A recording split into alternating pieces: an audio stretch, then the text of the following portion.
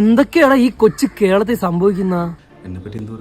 താനല്ലേ ഇപ്പൊ സിറ്റിയിലെ പുതിയ താരം. ബസ്സിന് കുറുകെ അല്ല കാർ കിടക്കുന്നത്, അത് സിഗ്നലാണ്. സിഗ്നലിൽ ആ ബസ്സിന് മുന്നിലേക്ക് വാഹനം പാർക്ക് ചെയ്യുകയും ഞങ്ങൾ ഇറങ്ങിയതിനു ശേഷം വാഹനം മാറ്റിയിടുകയുമാണ് ചെയ്തത്. ഇവൻ നമ്മളെ കുഴപ്പിക്കാനുള്ള പരിപാടി, ഇവനിതിൽ എന്തോ കൈയുണ്ട്. എന്നിട്ട് എല്ലാ വാഹനങ്ങളും അവിടെ നിർത്തിയിട്ടിരുന്ന സമയത്ത് ഞങ്ങളുടെ വാഹനവും ഞങ്ങൾ നിർത്തി അദ്ദേഹത്തോട് സംസാരിക്കുന്ന സാഹചര്യം ഉണ്ടായി.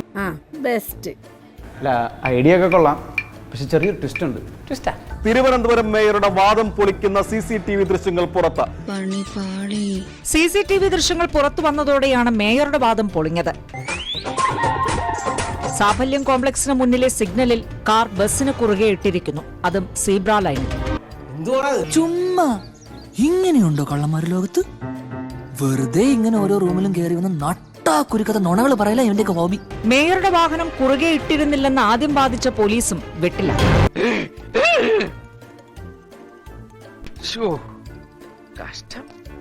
ഈ വാഹനത്തെ മേയറുടെ കൂടെ ഉണ്ടായിരുന്ന ഭർത്താവും MLA-യുമായിട്ടുള്ള സച്ചിൻ ദേവോ തടഞ്ഞിട്ടില്ല.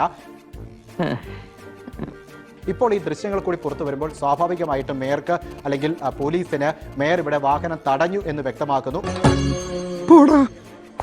എനിക്കിപ്പോഴും ആ വെറ്റക്കൃഷി വാഴക്കൃഷിയൊക്കെ ഉണ്ടോ? കൃഷിയൊക്കെ നന്നായിട്ട് പോകുന്നുണ്ട്. ഇനി കുറച്ചാൾ അത് നോക്കിയെടുക്കണം നല്ലത്.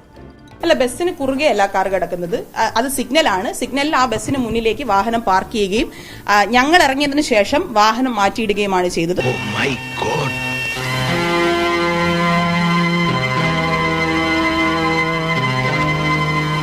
പുറത്തിറങ്ങാൻ പറ്റാത്ത സ്ഥിതിയായല്ലോ ഈശ്വര. ദൃശ്യങ്ങളിൽ കുറുകെ കിടക്കുന്നത് തന്നെ വ്യക്തമായിട്ടുണ്ട്. കുറുകെ കിടക്കുന്നത് അതെനിക്കറിയില്ല. പറഞ്ഞിട്ടില്ല. പോയേ കയ്യിന്ന് പോയേ, പിന്നെയും പോയേ. എന്നാ പിന്നെ ഒരു കാര്യം ചെയ്യാം, പോയിട്ട് രാവിലെ വരാം. ബൈ. അയ്യോ, വഴി മാറി.